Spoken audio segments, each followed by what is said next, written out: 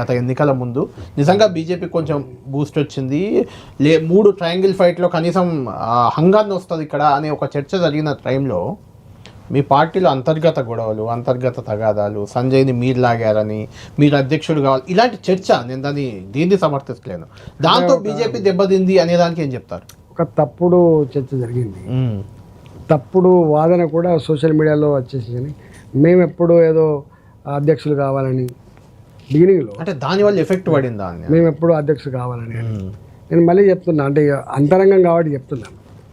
మేము ఆనాడు అందరు వెళ్ళిపోతున్నారు, ఎవరు రావట్లేదు.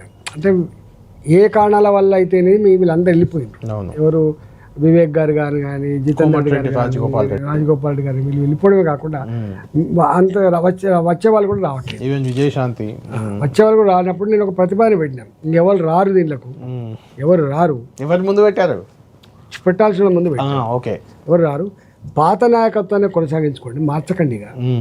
పాత నాయకత్వాన్ని ఉంచమని చెప్పి వారినే ఉంచండి, ఎన్ని సీట్లతో కలిసి సీట్లు వస్తాయని చెప్పి ఇంకా ఫైనల్గా ఏం చెప్పినంటే నాలాంటి వాడిని కూడా వదిలిపెట్టుంటే నేను నాకు రాజకీయాలు అంటే ఇష్టం లేదని కూడా చెప్పాను. రాజకీయాలు వదిలిద్దాం అనుకున్నారు, ఎందుకు అంటే అంత నిర్ణయానికి ఎందుకు వచ్చారు? అంటే బీజేపీ ముందుకెళ్ళేటట్లేదు, ఇక నేను ఒక్కరిని ఏం చేయాలి ఆ టైప్? ముందుకెళ్తుందా వెనకపోతుందా కాదు, ముందుకెళ్తుంది వెనకపోతుంది, ఎందుకు అంత విరక్తి ఎందుకు వచ్చింది మీకు? అని వచ్చింది కదా, దానికి అదొక పెద్ద డిబేట్.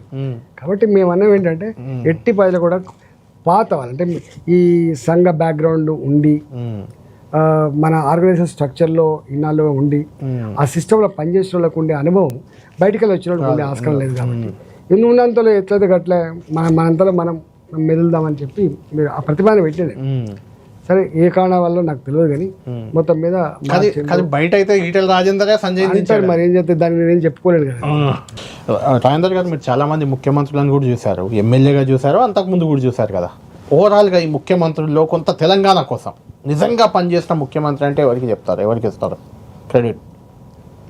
యాక్చువల్గా సరే ఉమ్మడి రాష్ట్రం ఉన్నప్పుడేమో న్యాచురల్గా ఎవరి ప్రాంతం వాళ్ళ మీద వాళ్ళకి ఎక్కువ మమకారం ఉంటుంది, ఇంత డబ్బులు తీసుకుపోతారు. రాజశేఖర్ గారు ఉన్నప్పుడు కడపకు తీసుకుపోయిండు, కిరణ్ కుమార్ రెడ్డి గారు ఉన్నప్పుడేమో నీకు చిత్తూరుకు తీసుకుపోయిండు, కొంత ఇట్లా ఉంటుంది.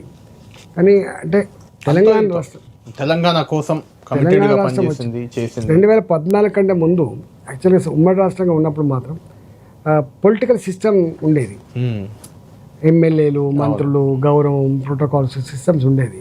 కానీ ఎప్పుడైతే ఈ తెలంగాణ ఏర్పడిందో అక్కడ కానీ ఇక్కడ నియంతృత్వ పోకడలు స్పష్టంగా కనబడుతుంది.